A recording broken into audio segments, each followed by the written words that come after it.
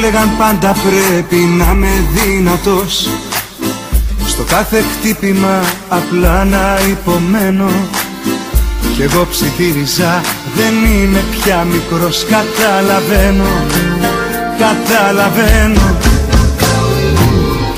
Μου λέγα πρόσεξε τα λόγια που θα πεις, είναι το σύστημα σχεδόν διεφθαρμένο. Κι εγώ τους έλεγα δεν είμαι αφελής,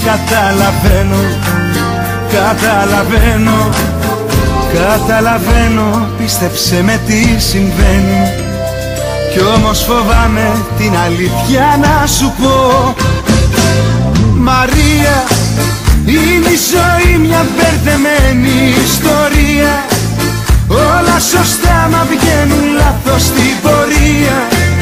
Μα η αγάπη για να σωθούμε είναι η μόνη ευκαιρία. Μαρία, για μια στημένη δυστυχώς ευημερία, γίνονται οι άνθρωποι ανήμερα θηρία. Μα η αγάπη για να σωθούμε είναι η μόνη ευκαιρία. Μαρία, αχ Μαρία. Μου λέγαν πρέπει από κάπου να πιαστείς, για να μην νιώθεις ότι σε έχουν ξεγραμμένο.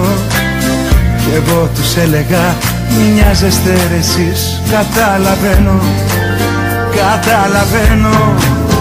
Κι ύστερα αγάπησα με πάθος μια ψυχή, μα το μυαλό μου ήταν ήδη διαλυμμένο, σαν στρατιωτάκι που βαράει προσοχή.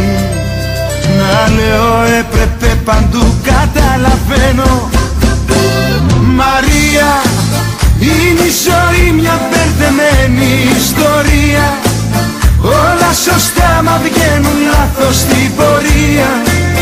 Μα η αγάπη για να σωθούμε είναι η μόνη ευκαιρία. Μαρία, για μια στημένη δυστυχώς ευημερία, γίνονται οι άνθρωποι ανήμερα θηρία. Μα η αγάπη για να σωθούμε είναι η μόνη ευκαιρία. Μαρία, αχ Μαρία, Μαρία.